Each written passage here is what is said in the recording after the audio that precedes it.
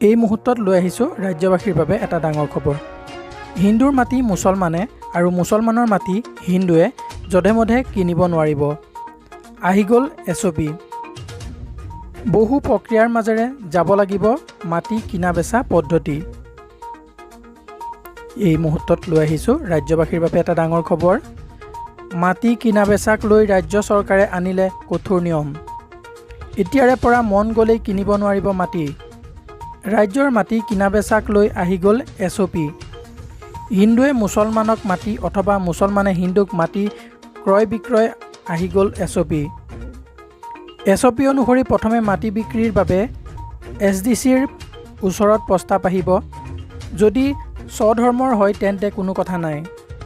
যদি অইন ধৰ্মৰ মানুহক বিক্ৰী কৰিবলগীয়া হয় তেতিয়াহ'লে প্ৰথমে মাটিখিনি সত্য হয় নে নহয় সেয়া নিৰূপণ কৰা হ'ব। প্ৰকৃততে মাটিৰ গৰাকী কোন সেয়া নিৰূপণ কৰা হ'ব।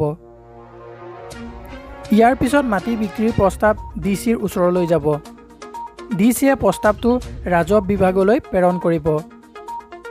ৰাজহ বিভাগত এজন নোডেল অফিচাৰ থাকিব। ৰাজহ বিভাগে এই প্ৰস্তাৱ স্পেচিয়েল ব্ৰাঞ্চলৈ প্ৰেৰণ কৰিব। অসম আৰক্ষী স্পেচিয়েল ব্ৰাঞ্চলৈ এই প্ৰস্তাৱ যাব। স্পেচিয়েল ব্ৰাঞ্চে 4টা বিষয় পৰীক্ষা কৰিব। বিক্ৰী কৰিবলৈ ওলোৱা মাটি প্ৰবঞ্চক নেকি বা সত্য হয় নে নহয় সেয়া নিৰূপণ কৰা হ'ব। আনহাতে যিয়ে এই মাটি ক্ৰয় কৰিব তেওঁৰ টকাৰ উৎস কি সেয়াও পৰীক্ষা কৰা হ'ব। ইয়াৰ পিছতে অনুমোদন লাভ কৰাৰ পিছত মাটি কিনা বেচা কৰিব পাৰিব।